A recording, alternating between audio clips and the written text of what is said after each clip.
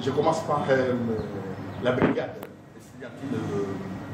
de l'ISTA. Nous demandons aux agents, aux professeurs, de ne plus se saluer tout en se serrant les mains. Moins encore les bisous avec nos chéris ou nos chers. Nous devons nous protéger. Ebola est déjà ici à Kinshasa, précisément à Lingouane. À Lingouane. Nous évitons ces cas de propagation. Merci beaucoup. Bonjour. Shalom. Et bon après-midi. Cela dépend de l'ère et du moment auquel vous me recevez.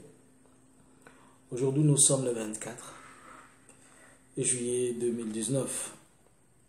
C'est moi, votre frère, votre ami, votre connaissance, et Jean-Luc Kamani.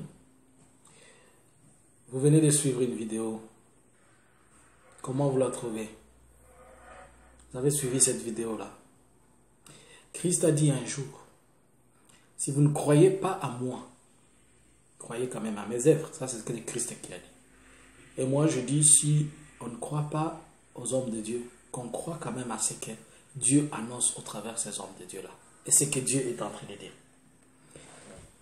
Il y a 3 semaines pratiquement, que j'étais en train de faire une émission. Et j'étais en train de rappeler à propos de cette virus d'Ebola. Et je dis aux gens,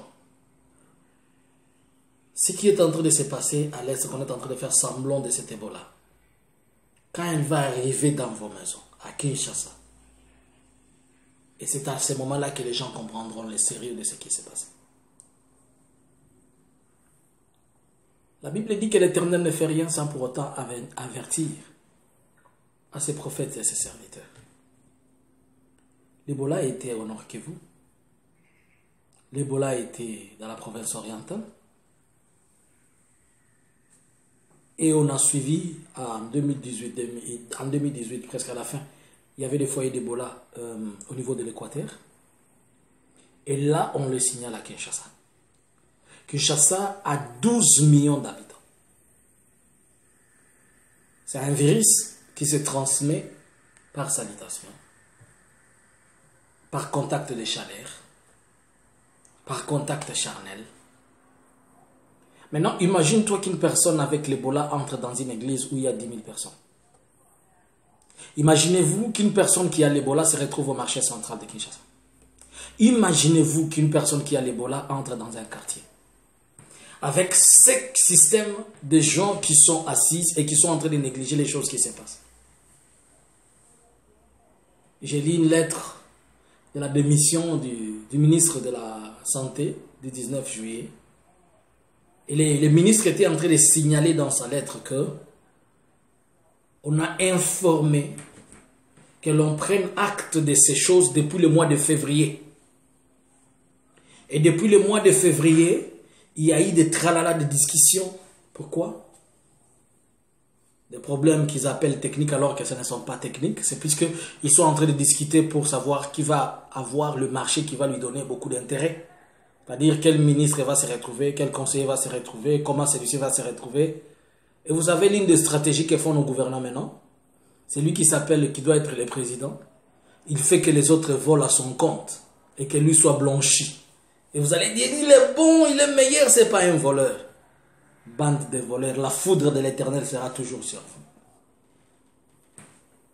Écoutez bien aimé, moi qui étant un serviteur de Dieu, mon rôle c'est de pouvoir vous dire là où se trouve le mal que vous mettez en bien. C'est Dieu qui change le bien en mal, mais Dieu vous a donné le pouvoir.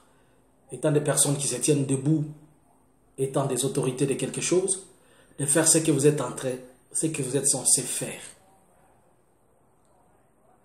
Dis-moi un peu que 10 personnes seulement soient retrouvées souffrant ayant l'Ebola à Kinshasa. Est-ce que vous voyez le scandale? Je peux demander à tous les hommes de Dieu dans les églises, essayez un peu de vous protéger contre cela. Mettez de l'eau à l'entrée des églises avant que tout le monde y entre, qu'ils se lave les mains au savon.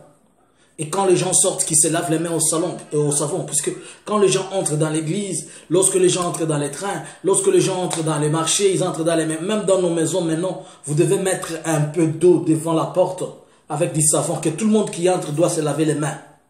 Ne vous saluez pas avant de laver les mains. Ne évitez de manger peut-être des aliments en cours de route, tout ça. Maintenant que cette maladie est déclarée à Kinshasa, comment s'est-il évaporisé? Je vous avais dit l'autre fois. C'est le cas qu'on a détecté de la personne qui avait quitté Beni pour se retrouver à Goma.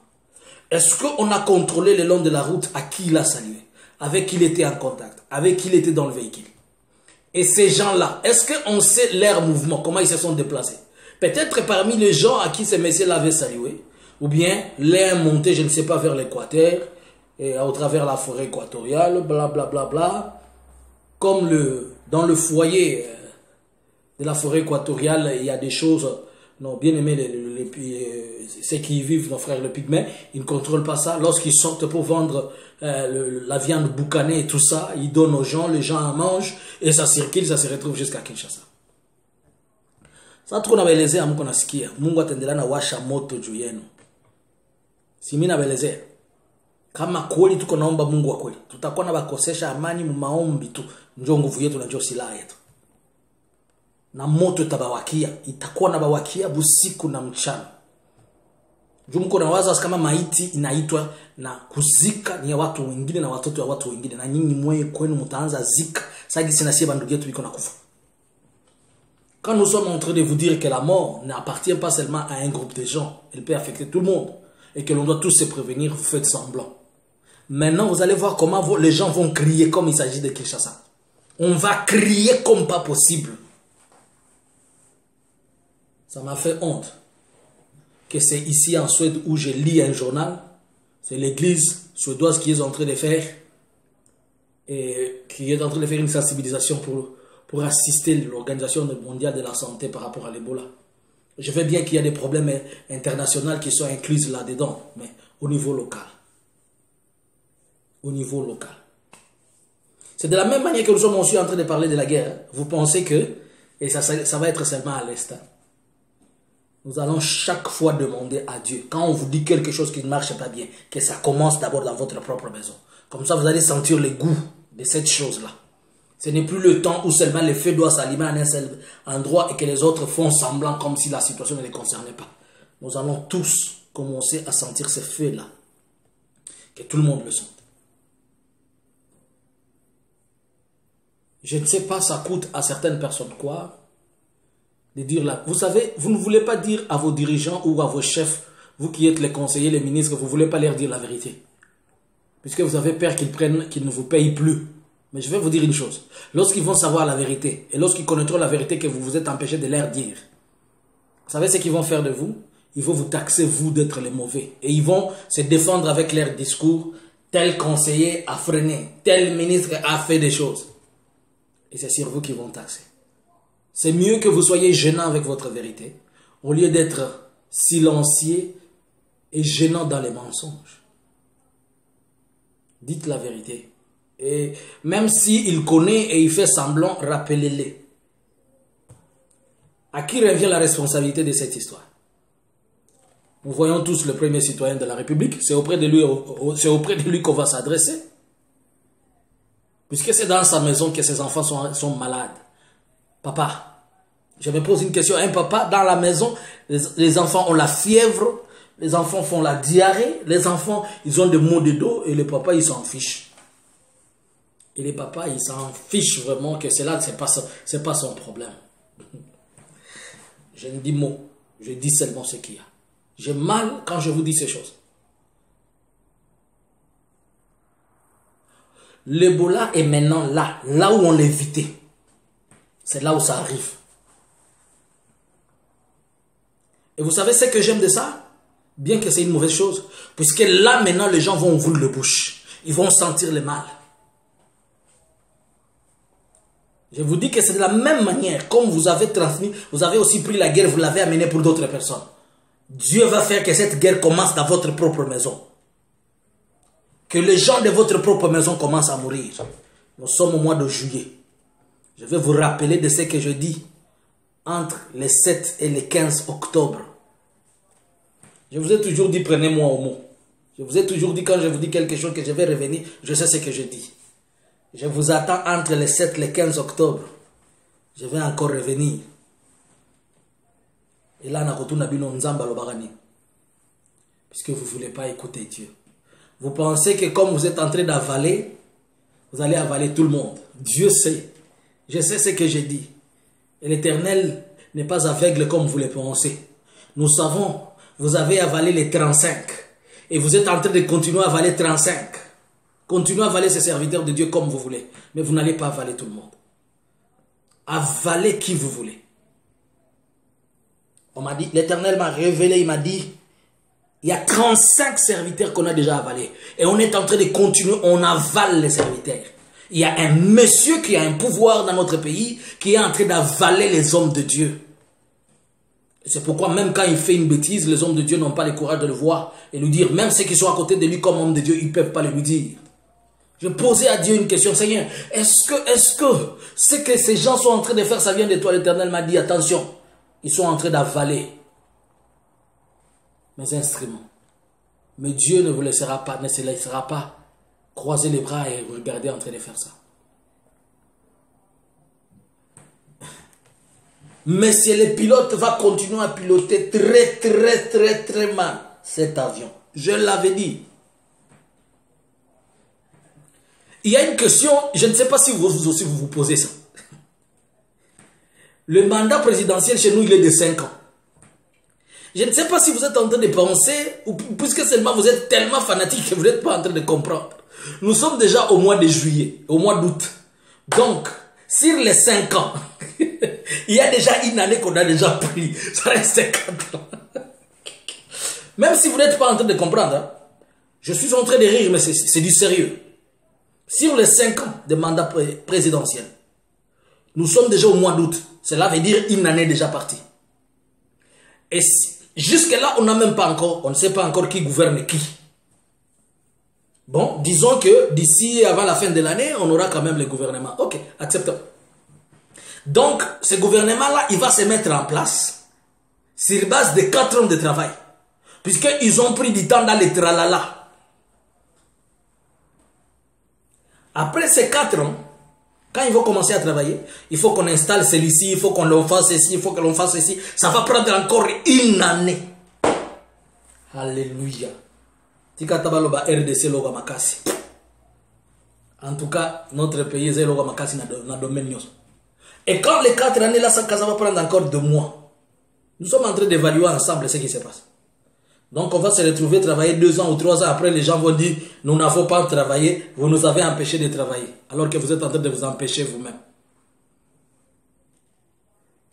Ne comptez plus 5 ans, comptez 4 ans. Comptez 4 ans. Nous sommes au mois d'août. Il ne reste que 4 mois à Nessine. Et quand les 4 mois, donc les 4 mois, vous ne pouvez pas nous dire que vous allez faire la magie dans les 4 mois. Bien aimé, si vous avez fait semblant de commencer à prier avec des révélations comme les prophètes de Baal, avec des prophéties comme les prophètes de Baal, revenez à vous, comprenez que rien n'est bon. Ça sent la fumée ici dehors.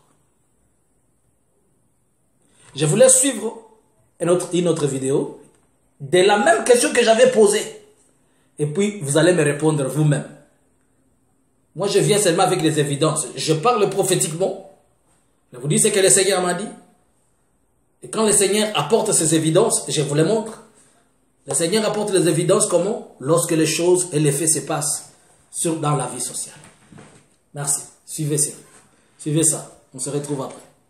Il s'agit d'une affaire bien ficelée pour un enrichissement illicite. Tout part du programme d'urgence de 100 premiers jours de Félix Tshisekedi. Le document prévoyait la construction des 3000 logements sociaux qui n'étaient attribués au départ ni à la police ni à l'armée. Les travaux étaient confiés à la société Samibo Congo. Les jours passent, les 100 jours largement dépassés, et voilà que surgit ce document dans la presse. Il s'agit d'une facture d'une autre société Usmal qui, selon les sources, n'aurait que 9 000 $ américains de capital social.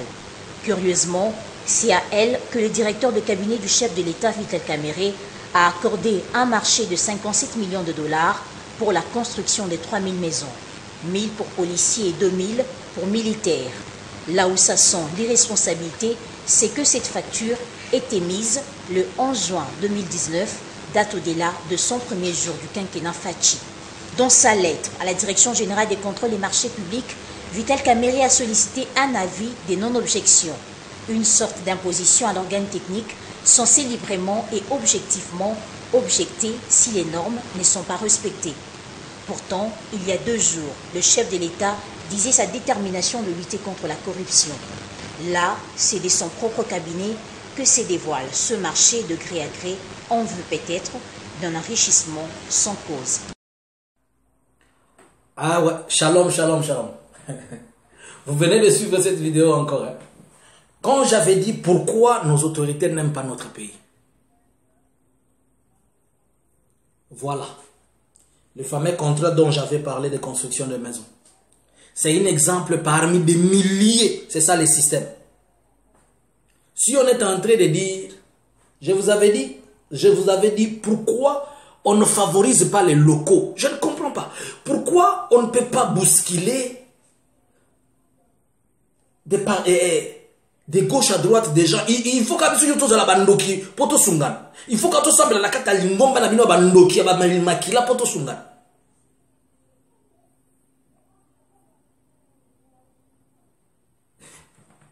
Il y a des commerçants à tous les niveaux. Il y a des businessmen à tous les niveaux.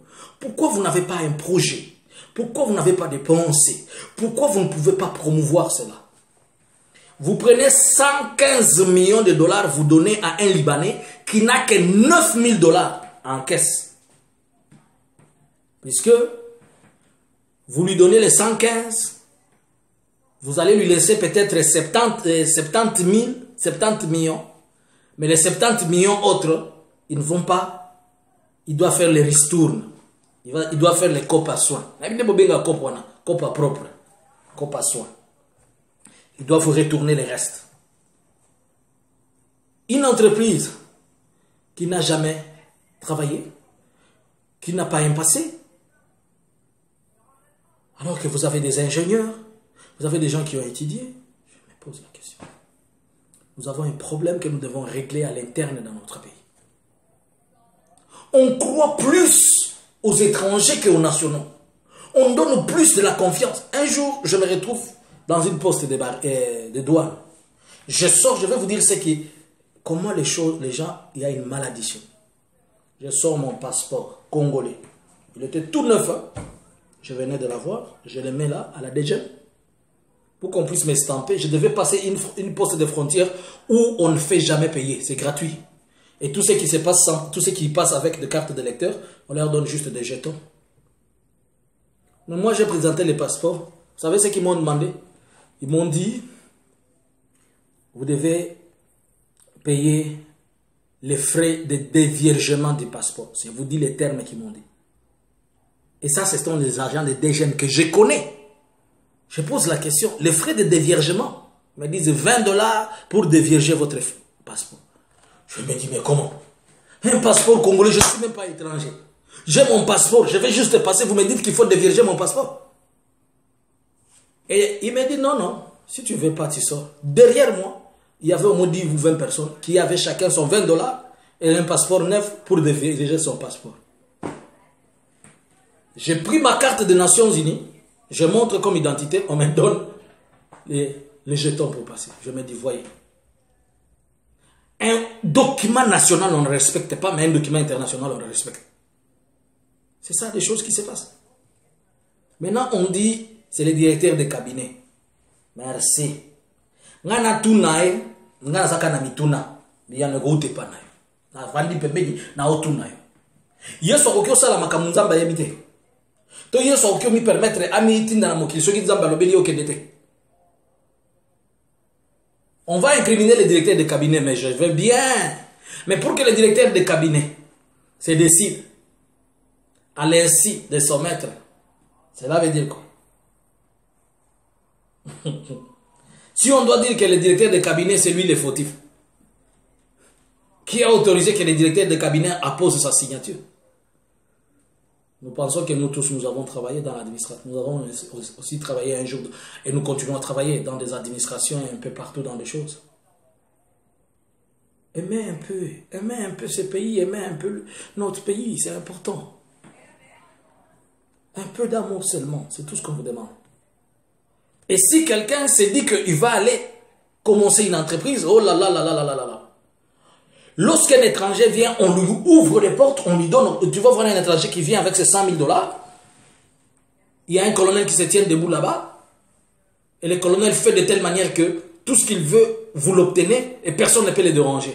Mais si c'est un national, moi je viens avec mes 10 000 $, je vais commencer à ouvrir l'entreprise. Une petite entreprise maintenant. Attends, je vais vous dire comment ça se passe. Tu viens, tu vas t'annoncer au PME. Ou bien au IPMA. Aux petites et moyennes entreprises ou bien aux petites et moyennes industries. Tu vas te dire, non, non, moi je cherche une patente, blablabla, blablabla. Ok, on te donne la patente. Tu payes. Tu vas avec la patente. Les jours où tu ouvres seulement ta petite boutique là, tu mets là-bas. Le service de l'environnement vient. Oh non, tu vois ici, c'est un environnement, il faut payer, je ne sais pas. Il faut faire les croquis, il faut faire quoi? On te fait payer. Après quelques temps, les culturéas reviennent. Oh, tu vois le nom que tu as mis là-bas, c'est du culturéa. Tu payes. Après quelques minutes, les EAD, ils viennent. EAD, ça veut dire les entités administratives décentralisées. Les taxes, ils payent. Après quelques minutes, le gouvernement, ils ont pris les EAD. Il vient maintenant les taxes communales. Tu dois payer, tu payes. Je n'ai même pas encore commencé à travailler, hein. Après quelques minutes, oh, tu vas maintenant commencer à payer chaque mois. Et tous ces services-là, ils te disent chaque mois, tu vas commencer à payer. Alors que je n'ai même pas encore fait quelque chose. Il n'y a aucun système pour encourager les locaux à faire quelque chose. Mais il y a seulement un système pour exploiter, les torturer, les faire du mal. Tu achètes ta voiture, la première des choses, c'est la contribution qui te vient, c'est l'assurance qui vient, c'est ci, c'est ci. Et les jours où tu fais l'accident, on va te tourner 20 millions de fois, tu n'auras même pas un franc.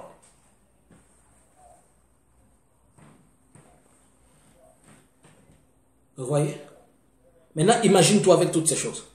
Tu as fini là, il y a les DGRK, les directions générales des recettes. Il y a la DGRAD, qu'on appelle je dérange. Il vient aussi te déranger. Il y a quoi? Il y a tout. De telle manière que trop de taxes, tu la taxes. On t'étouffe comme ça, tu ne peux même pas. Puisqu'ils ne veulent pas que vous travaillez. Ils veulent continuer leur corruption avec les internationaux. Toute initiative, quelqu'un va sortir de l'Europe, il vient avec ses 2 ou 3 conteneurs, il veut faire quelque chose. Vous l'étouffez, vous ne le permettez même pas de respirer. Vous n'êtes pas vous n'arrivez pas à libérer l'espace des affaires pour permettre à ce que les gens travaillent. Vous n'avez pas des initiatives que vous avez prises pour permettre à ce que les gens trouvent du travail. Aujourd'hui, nous sommes en train de crier qu'il y a un problème d'argent. Mais l'argent se retrouve dans un bureau, les gens sont en train de se distribuer de 10 000, 20 000, 30 000 et chacun a une concubine. Tous, ils ont déjà des concubines ou 3 ou 4 qu'ils achètent des voitures de 400 000, de 40 000, 30 000. Ils les envoient en vacances à Dubaï, ils les envoient là-bas. Alors qu'il y a une personne qui est en train de souffrir de l'Ebola, vous n'êtes même pas à mesure de subvenir à ça. Fait de l'Éternel, c'est vous. Soyez balobi bandoki ba telema, bokolo bandoki bazana buto alors que bandoki bazana kata ba biro na ba cravate. Bandoki bazo president, bazo mi benga ba ministre, bandoki bazo mi benga ba président, bandoki bazo mi benga ba nani. Yo kadi sikoboma mutu zaka ko chai ko tubeli ko ngato ko tubembeli boy. Biloko ya mbindo oyo bozo sala pesa ezaki ndoki. Vous allez me dire que non, un homme de Dieu il déborde, tu ne peux pas dire ça. Oh là là là là là là là. Oui, un homme de Dieu ne peut pas dire ça. Mais dans la Bible me dit que Samuel était toujours là pour rappeler à Saoul et à David. Et Jonathan était là avec David pour lui dire le mal qu'il faisait. Lorsque David se permettait de tuer la femme de l'autre pour coucher avec, et de tuer le mari de l'autre, l'envoyer au front pour coucher avec sa femme, Il piège des gens pour les faire tomber afin qu'ils prennent profit. Jonathan était là pour lui dire. Nathan plutôt, il était là pour lui dire. Il s'est passé des choses dans ton royaume. Et nous allons dire qu'il s'est passé des choses. Et ils vont se passer des choses. Je sais que vous êtes en train de tout faire pour étouffer ces gens-là qui ont la grâce, qui peuvent vous parler. Mais je vais vous dire une chose. Il y a encore 7000 prophètes qui n'ont pas encore fléchi devant Baal. Il y en a 7000. Même si vous êtes entouré de 400, de 200 prophètes de Baal et 250 d'Astarté qui fait 400 prophètes que vous avez envoûtés, mais il y a encore des gens qui sont sous la grotte en train de boire et manger du pain. Et Dieu va permettre, si Élie part, Élisée reviendra. Il y aura toujours l'Esprit de l'Éternel pour dire des choses et pour annoncer des oracles de la part de l'Éternel et pour vous dire le mal que vous êtes en train de faire.